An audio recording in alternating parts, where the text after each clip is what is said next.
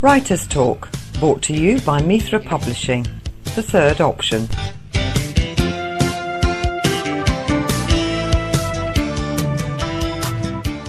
Thanks for tuning in to Writer's Talk. I'm Kizzy Nkrocha, and today I'm talking to Honey Hutson, author, novelist, poet, and quite an extraordinary woman. Now, she's the woman who's behind the Inheritance series, which the first one was Stolen Inheritance, and then she went on to Inheritance Rising. And I do hear on a grapevine that there's a trilogy here, so there should be another book in the pipeline. But before then, let's have a chat with Honey Hutson about her recent books and also her experiences of becoming a published author. Honey, it's nice to have you here.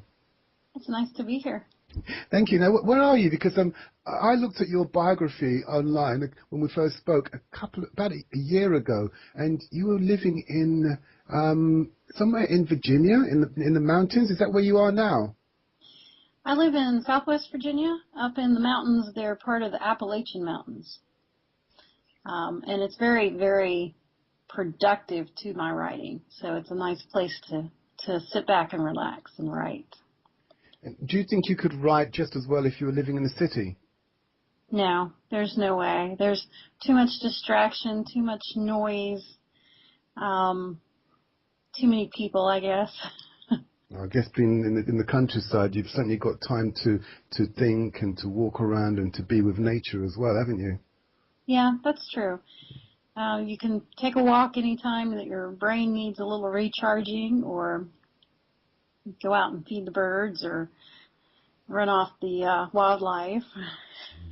Well, your brain certainly does need recharging because you are incredibly prolific. You do a hell of a lot of writing. Of course, you do poetry, you do short stories. I think you've even meddled with screenplays as well. Yes, I have meddled with a couple of screenplay ideas, and have one that's nearly complete if I ever get time from the other writing to finish that one. And do you have a theme in your writing? Because I know that one of the things that's quite important to you is creating strong female characters. Is this something that runs constantly through all of your writing? Yes, I intentionally build strong female characters, not the types that need rescuing or the damsels in distress. That's just really not my thing. I want my characters to be the kind of women who get knocked down, get up, and go on to do everything that they've been told that they can't do. And does this reflect you as a person as well? Is there something of you in these female characters? I think there's something of the writer in every character they write, every book they write. Definitely with the female characters, that's definitely me. I'm the kind to get up and go. If I get knocked down, I just get up and do it again. And that persistence is important in anything that you want to achieve. And that has been the case for me. Well, tell me about your characters, because of course, Stolen Inheritance has gone on to incredible success, and Inheritance Rising looks as though it's even going to top that. Now, in your first book, I think it was Catherine McAllister was the main female character, who then became Catherine McLennan. Yes. Tell me, what was the inspiration for Catherine's character? Who did you base it on? Anybody that you'd met or you'd heard of or read about? I think I based it mostly on an idea, because I see an awful lot of women who are prone to do the damsel in distress thing and wait for other people to step in and rescue, and kind of waste incredible opportunities doing that. I think Catherine was based on the idea of getting up and brushing yourself off and making it better. Whatever the problem is, there's always a way to overcome it if you're persistent enough. And I think that was very much the basis for Catherine and all the other women that come in the second book. Well, tell us about the series so far, because I know of course that Catherine discovers that she inherits this new name and the title and the house, and in Inheritance Rising she seems to have overcome those problems, but then she discovers that there are other hurdles that she's got to jump over as well. Tell me about the series. Where are we going with this? Because it seems as though every time you turn the page there's another problem that she's going to solve. Does she ever become happy? Well, the idea of taking it into a three-part series was you have the story that ends well, and then the character has everything that she worked for in that first book. You know, she's overcome the problem, and she's standing in front of this incredible inheritance that she has absolutely no idea what to do with. And in her case, a power that she has no comprehension of. The idea was to step past the end of that story and tell us what happens next. How does she deal with learning how to control this, not only the power within herself, which I think represents the power within everyone, women in particular, who find that they do have that strength in themselves, but it also speaks to what do you do once you're there. She's also the matriarch of this family that is in its infancy of being reborn, and is she going to be able to take this family and turn it in a direction that's more positive than the original family went in, and the struggles behind that. She's renovating the ancient family home while she's at it, which is really a representation of her rebuilding this family. She's rebuilding the house while she's rebuilding everything they lost. And all those struggles together, along with her own personal struggles in love and friendship and family, all those things come together to make a very interesting web of what's really an example of everyone's struggle in their own lives. Well, I don't want to give away too much about the plot, because obviously we want people to go out and buy the book for themselves and make up their own minds. But I know that there's an element also of awareness in the book where the main character, Catherine, isn't quite sure who her friends and enemies are. She thought she knew, but then she realizes that not everything is as she thought it was.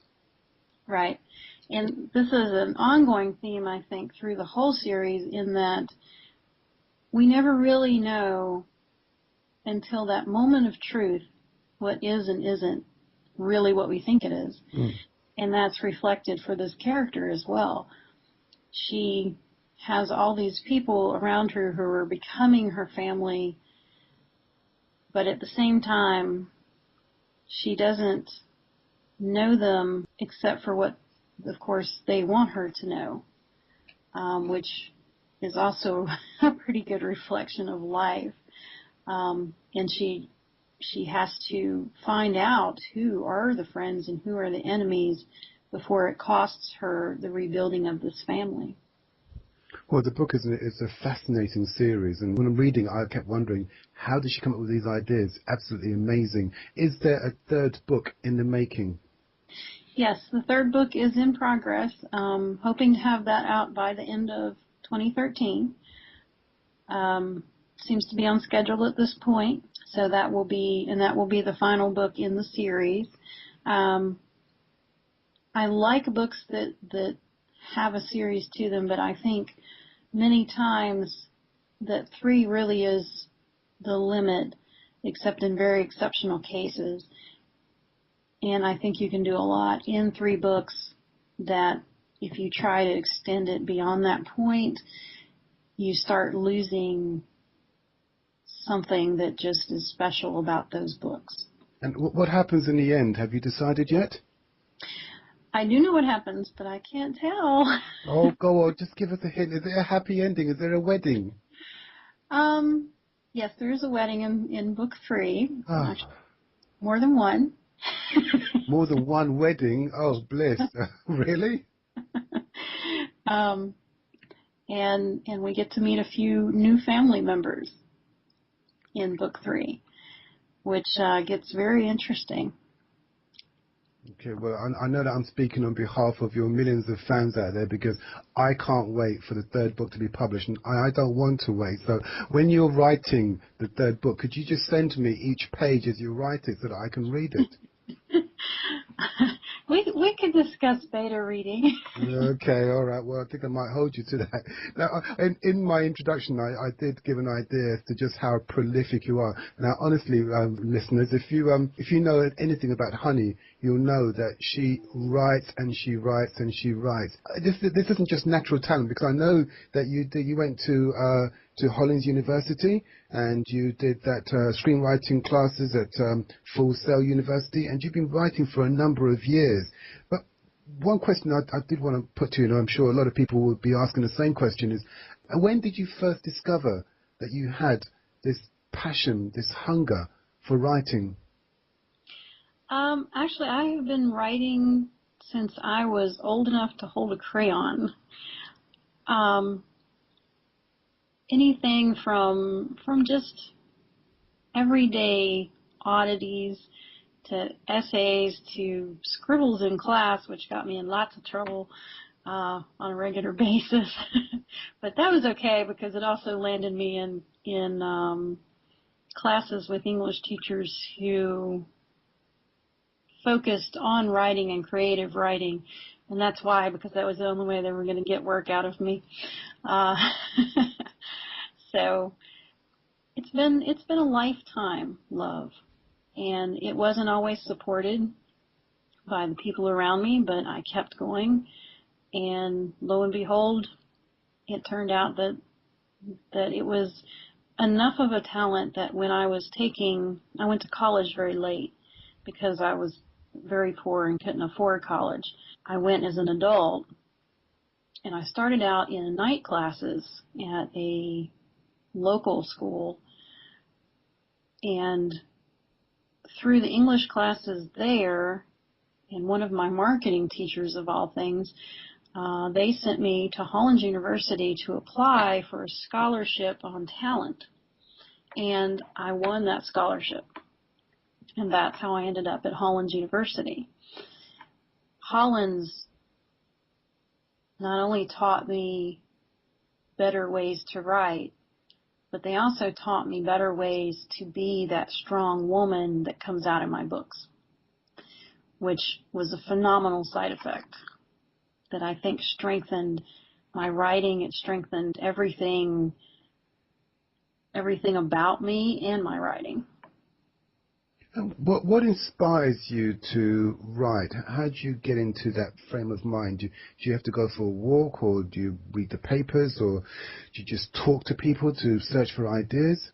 I hit ideas very randomly. They can be anything from overhearing a conversation, which happens a lot. I'm a horrible eavesdropper, I know it, but most people don't seem to mind. You don't tap telephones, do you? No tapping telephones. Just checking.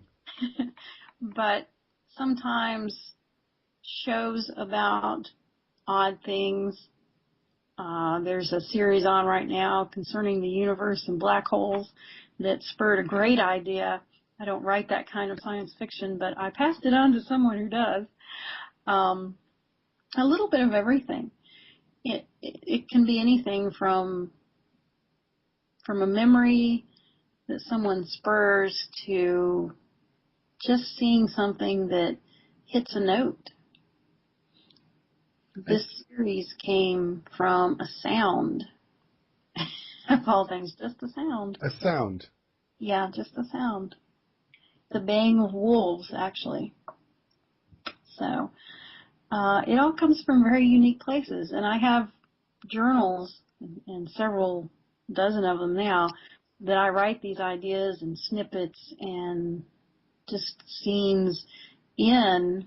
If I ever get to a point where I don't have something particular in mind that I want to write, I flip through the pages until I find something that hits a chord, And that's very handy. I've never experienced writer's block ever. Well, I'm just sitting here flabbergasted at the thought that you could actually hear real life wolves baying, and for some reason you thought, oh, what's that sound? It's a wolf. I know, I'll start writing a book. Weren't you slightly worried when you heard that noise? Actually, it was on a tape. It was a tape in support of rescuing the population. This was back in the 90s, maybe. And what it did was it spurred a scene in my head of this woman in this cabin alone in the wilderness listening to these wolves. She was from North Carolina, so she didn't know what a wolf was. And the fear that instilled. And that scene was one of those things that went in the journals. And later it crawled out and became a chapter, which became a book. From such inconsequential moments, dynasties are born. Very true. That's quite profound, wasn't it? Yes, very. Who influences you? Which authors do you read that really sort of strike that responsive chord with you? My whole life, I think the writer who has inspired me the most has been Ray Bradbury. This man, he's the epitome of persistence and strength. He was raised rather poor. He couldn't afford an education. So instead, he went to a university library and studied in the basement by himself. He wrote his first 3 or 4 novels on a rented typewriter that was rented for a dime a half an hour in the basement of this university library. And those are some of his most incredible works. I think his rhythm and his tone and the way he paints everything from a funny scene into a creepy scene and a creepy scene into a funny scene, his whole sound is just inspiring, and his story is inspiring. Did Ray Bradbury, is he the author of the Martian Chronicles series as well? I believe he was. Yeah, because that made a TV show. I'm sure they made a TV program about it, or a series back in maybe in the 90s, I think it was. Yeah. But is he not mainly known for his science fiction, or does he sort of venture into other genres? He ventures into many places. There was way back in I want to say the 70s. My God, how old are you, woman? The 70s? The 70s? Actually, I have the series where I had bought it because it was a Ray Bradbury series. It was a TV show that was a half hour. Each of them were a half an hour long. And basically what he did was he had this office that had all these incredible things in his office. And he would pick an object, and then he would turn that into a short story for this half-hour program. And he came up with some of the most incredible stories. Some of them were amazing, some of them were creepy. He had a little bit of everything. So he had a vast, vast talent. He wasn't just one thing. He wrote Something Wicked This Way Comes, From Dust Returned, which is one of my all-time favorite books. It's a very easy read and a short read if anybody out there ever wants to take the time. It's jam-packed with all these wonderful things that this family, that their whole family full of misfits that just kind of fit together. But it's a wonderful story. And he did a lot of these things. He's well known for science fiction, mostly, I think, because those were his larger books, and those were the ones that got made into movies and media. And I think that's the biggest reason that people think of those works over his other works. But he did some incredible work in many, many directions.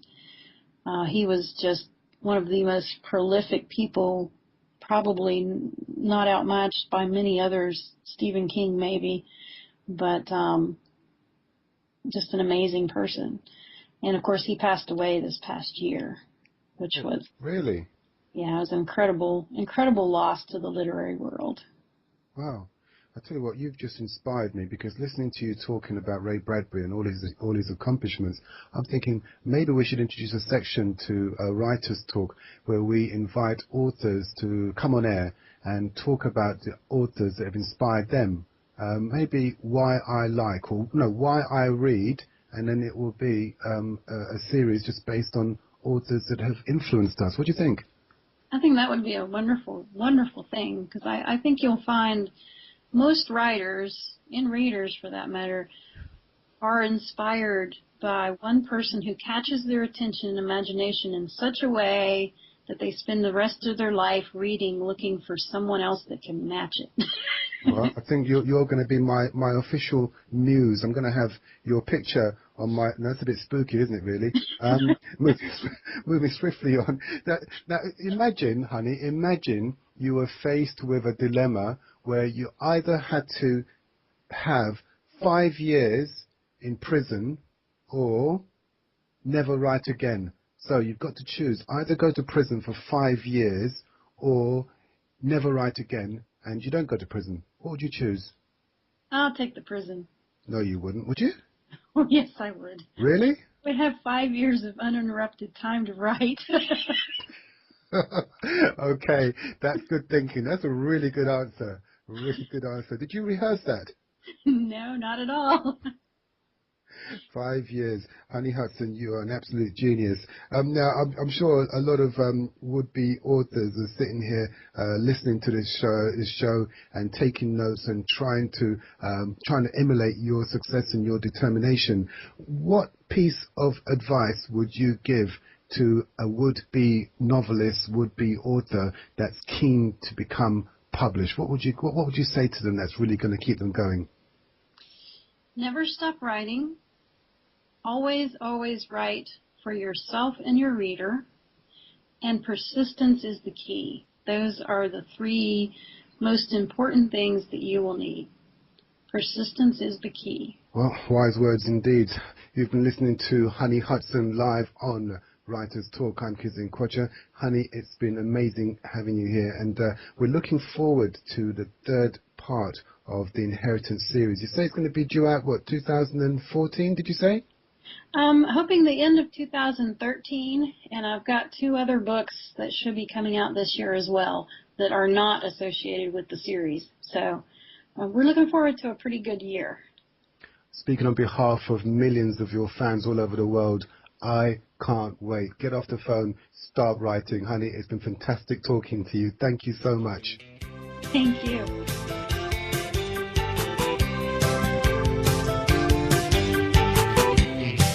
Writers Talk, brought to you by Mithra Publishing, the third option.